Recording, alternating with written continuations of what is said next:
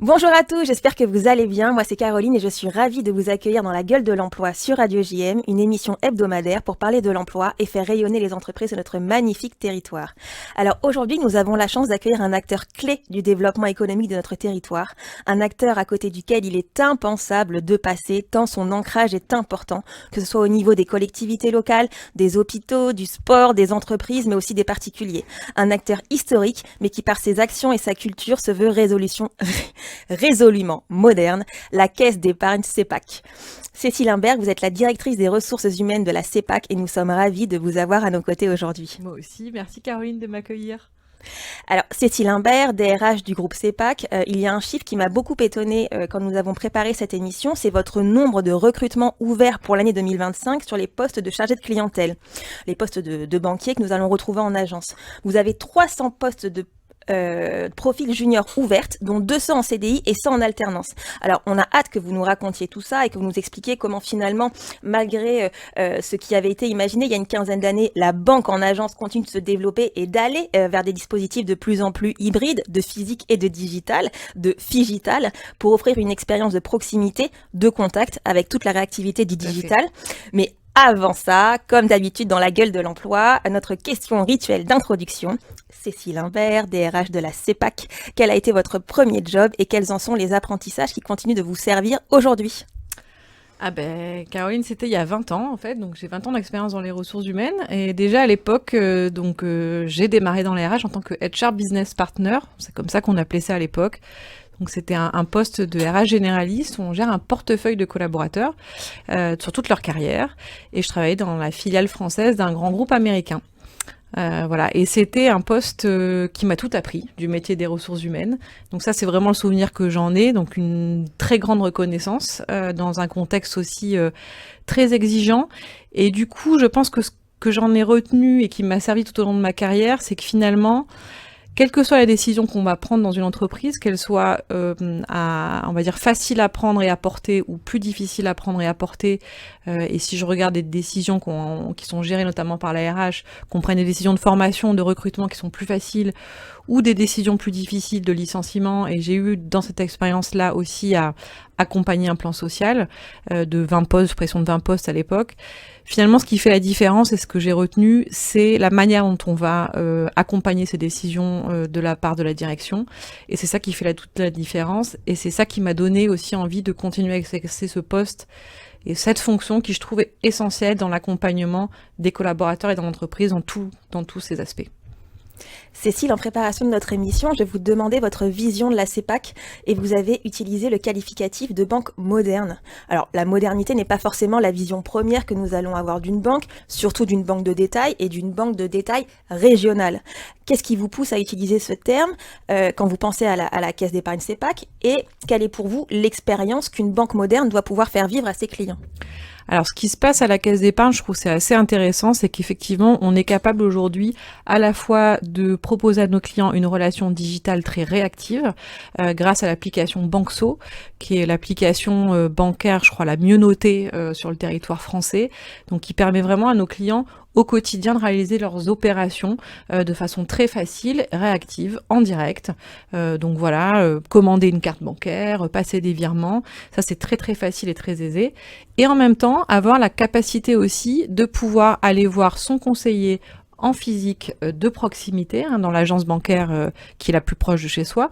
On a quand même 250 agences sur tout le réseau de la Caisse d'épargne CEPAC et tous nos territoires, et donc qui va vraiment assurer cette relation de confiance dans les moments clés, souvent de la relation, notamment quand on veut mettre en place un crédit ou une épargne, mais aussi au quotidien, si on n'arrive pas à s'en sortir, sur l'application, ça peut arriver. Donc voilà, cette double relation qui permet à la fois et réactivité et accès physique direct avec une vraie volonté de satisfaction de nos clients, c'est ce qui incarne aussi et ce qui fait la spécificité de nos conseillers. Je pense que c'est ça qui reflète une banque moderne et qui reflète la CEPAC aujourd'hui. Donc réactivité, proximité et satisfaction client. Tout à fait. Si on revient un peu sur tout ce qu'on s'est dit, pour vous, qu'est-ce que c'est être un chargé de clientèle à la CEPAC et en quoi consiste le quotidien des équipes ? Alors, le quotidien d'un gestionnaire de clientèle, notamment particulière à la CEPAC, c'est, on va dire, vraiment gérer un portefeuille de clients. Donc, il gère une partie du fonds de commerce de la banque. Donc, c'est quand même un rôle, une responsabilité très importante. On va lui confier un portefeuille qu'il va traiter de bout en bout. Il va incarner la CEPAC auprès de ses clients, sur ce portefeuille de clients. Et je trouve ce qui est intéressant aussi dans ce poste, c'est que finalement, c'est lui qui va aider à réaliser les projets de ses clients, que ces projets-là soient des projets de crédit. On va accompagner la volonté d'acheter son premier logement. C'est quand même des moments clés dans une vie, pardon. Donc, il va les aider à réaliser ce type de projet. Et puis, il peut y avoir aussi des projets d'épargne, quelquefois, où on veut préparer l'avenir de ses enfants, par exemple. Donc ça aussi, c'est des moments clés, des rêves que nos clients viennent nous apporter, nous confier. Je voudrais financer tel type d'études pour mes enfants, comment je peux faire? Et on va aussi les aider à préparer leur capital, leur épargne pour pouvoir anticiper ces moments clés de études pour les enfants ou même de départ à la retraite, etc. etc. Et est-ce qu'il y a une posture spécifique CEPAC ? Je pense que la posture, la posture spécifique CEPAC, je pense qu'elle s'incarne vraiment dans la volonté d'être au service des clients, quels que soient, j'ai envie de dire, leurs moyens financiers. Donc on est vraiment une banque universelle, on se positionne comme une banque universelle au service de tous les types de clients, qu'ils soient aisés ou qu'ils soient moins aisés, et quel que soit le moment de leur vie aussi, on tient à les accompagner, qu'ils soient dans la difficulté ou qu'ils soient dans des moments plus faciles. Et je pense que ça, c'est ça qui fait notre ADN et qui fait aussi qu'on est présent dans un certain nombre de quartiers sensibles, notamment à Marseille, et on est vraiment engagé dans ces quartiers, on veut y rester parce qu'on considère que c'est notre vocation, notre envie de rester au contact de tous les clients de nos territoires. Alors, Cécile Imbert, DRH de la CEPAC, là où il pouvait y avoir, il y a quelques années, un engouement assez fort autour des métiers de la banque et de l'assurance, qu'est-ce qui fait, selon vous, que la banque et le métier de chargé de clientèle peut être moins attractif chez les publics juniors de nos jours ? Je pense qu'on a extrêmement souffert, enfin les banques en général ont extrêmement souffert de la crise financière de 2008, qui s'est transformée d'ailleurs en une crise économique mondiale, parce que effectivement c'est tout un enchaînement d'événements qui est parti de défaillances bancaires. Il y a eu l'affaire Kerviel également à ce moment-là qui a provoqué, je pense, entraîné en tout cas une image très négative des banques parce qu'elle a focalisé l'attention de tout le public sur un métier en particulier dans la banque qui est opérateur de marché financier, qui est très spécifique et qui ne reflète absolument pas le rôle premier d'une banque qui est celle d'être vraiment le financeur des territoires au quotidien et sans lequel, si on n'a pas de banque sur notre territoire, l'économie ne peut pas fonctionner. Puisque notre rôle premier, c'est de mettre en contact un excédent d'épargne d'un côté et un besoin d'épargne de l'autre. Et sans banque, vous pouvez pas acheter votre lave-vaisselle si vous n'avez pas les moyens de le faire. Vous pouvez pas acheter votre maison si vous n'avez pas les moyens de le faire. Et inversement, vous pouvez pas non plus sécuriser votre argent si vous en avez trop. Donc, ou beaucoup, on va dire. On n'en a jamais trop. Allez. Donc, ce rôle essentiel, on l'a un peu oublié parce que voilà, ce moment-là a cristallisé le rôle des banques sur des aspects négatifs, on va dire, de défaillance. Alors, vous êtes incroyable parce que vous me permettez une transition toute trouvée sur ma question suivante. Justement, la notion d'impact. Le mot impact est aujourd'hui sur toutes les bouches. On veut impacter, voilà. Est-ce que vous pourriez peut-être nous parler dans vos mots de l'impact que les chargés de clientèle ont auprès de leurs clients et des entreprises qu'ils accompagnent ? Oui. Alors, l'impact, on va dire que c'est vraiment dans l'ADN de la caisse d'épargne, enfin des caisses d'épargne et de la caisse d'épargne CEPAC depuis toujours. Il faut se rappeler d'une chose, les caisses d'épargne, elles sont nées d'une volonté, la volonté d'un homme à un moment donné de permettre aux ouvriers d'épargner à travers un livret d'épargne populaire. À l'époque, ça n'existait pas. Les banquiers ne s'intéressaient qu'aux riches, si je peux me permettre de parler ainsi.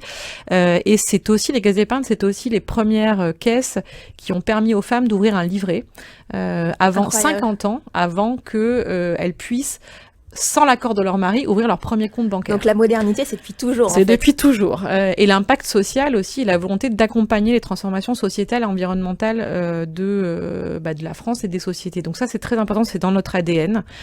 Et aujourd'hui, ça se voit à travers plusieurs aspects. D'abord, on veut vraiment être dans l'accompagnement du secteur de la santé. Donc ça, c'est notre vrai marqueur fort du plan stratégique de des années suivantes, mais aussi historique. C'est-à-dire que déjà aujourd'hui, on finance 100% des hôpitaux de nos territoires.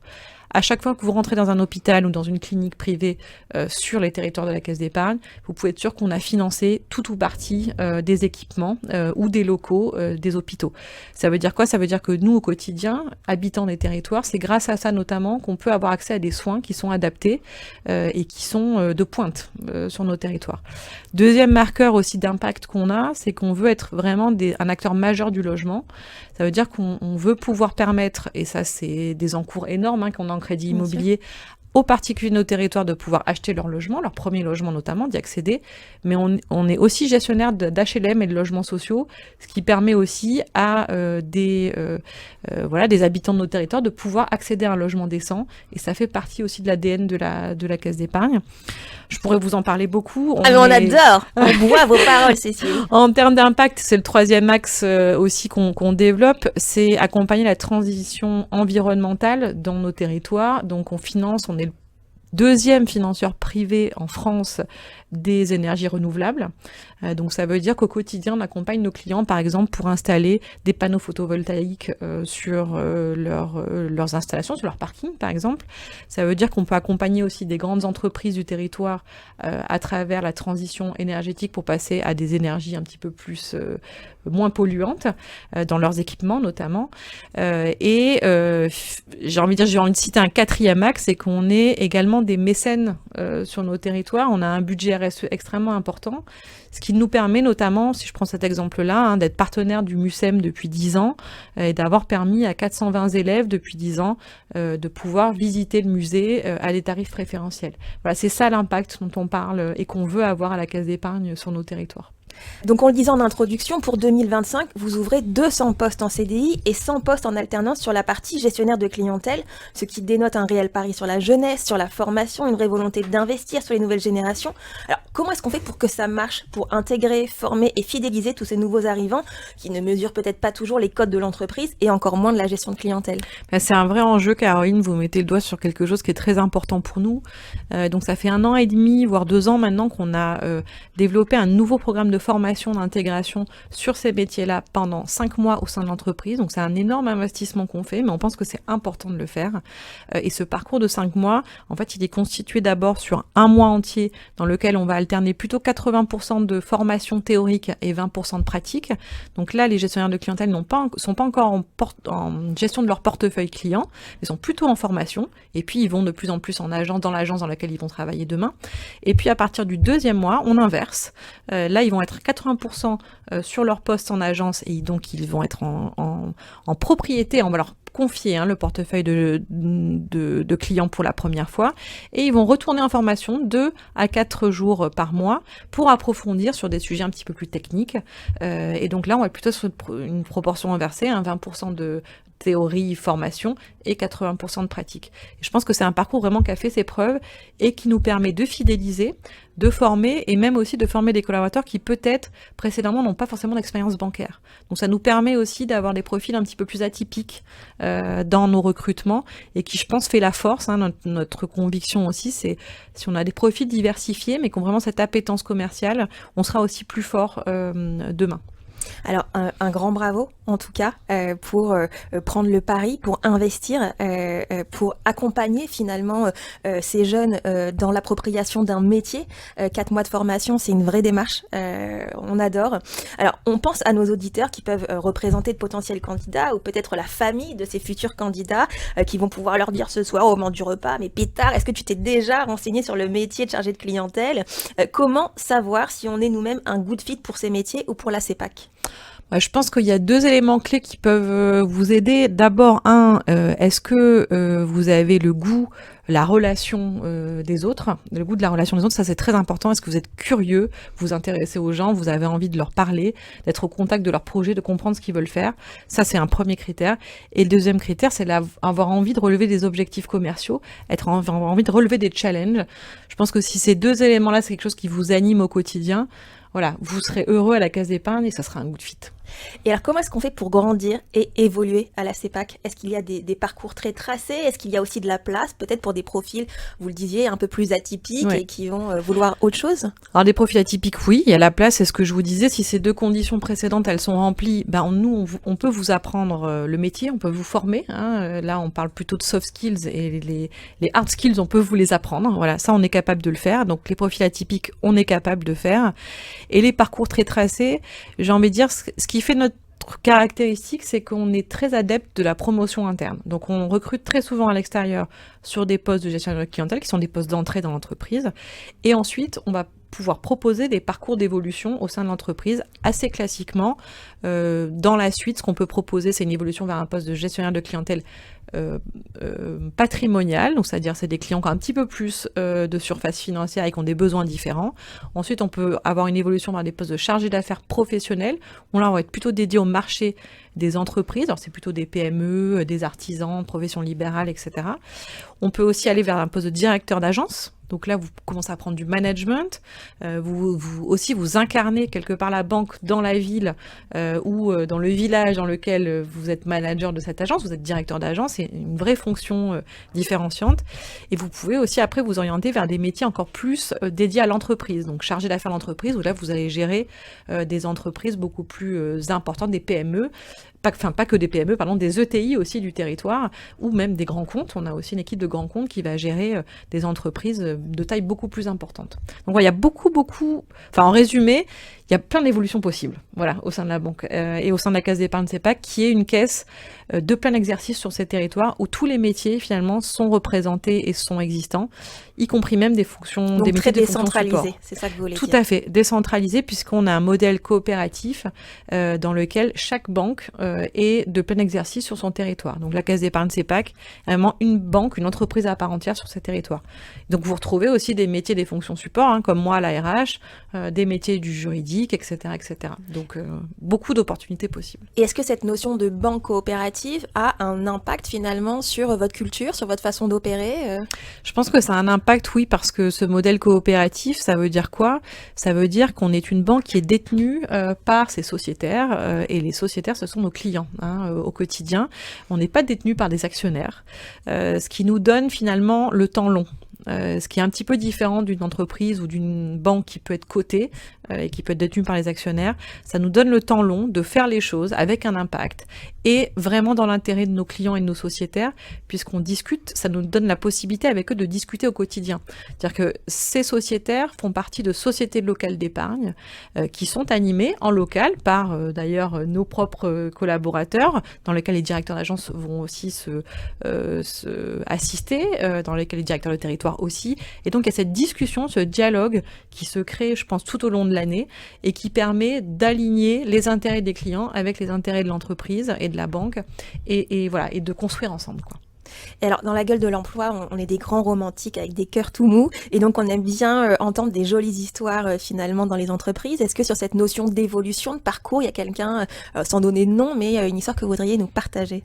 J'en ai plein des histoires. J'en ai plein. Peut-être vous parler de l'histoire déjà de nos alternants. Chaque année, on a 40% de nos alternants qu'on recrute en CDI derrière. Donc rien que ça, moi j'ai des souvenirs de revoir des alternants que j'ai vus progresser pendant tout le temps de leur alternance. Ah, t'es encore là toi. Voilà. Et qu'on retrouve dans les journées d'intégration et je suis ravie de les retrouver et voilà, c'est des moments super où on se dit génial, là il s'est passé quelque chose. Je pense aussi récemment à une collaboratrice que j'ai retrouvée dans le parcours d'intégration qui a été intérimaire chez nous pendant 4 mois, qui a été qui s'est beaucoup plu. On a été ravis de pouvoir l'embaucher en CDI. Enfin, j'en ai tous les jours des histoires comme ça. Je pense encore à une histoire d'un collaborateur que j'ai moi-même rencontré en tant que candidat dans un job dating, parce qu'on fait des job dating assez régulièrement, 3 à 4 fois dans l'année, où on s'y met tous, parce qu'on reçoit 30, 40, 50 candidats d'un coup. Donc moi, je suis là pour faire des entretiens de recrutement, comme mon équipe de recrutement aussi, comme le directeur commercial, comme toutes les équipes de managers des équipes commerciales. Et j'avais fait cet entretien avec le directeur commercial, tous les deux, d'un candidat qu'on avait trouvé super.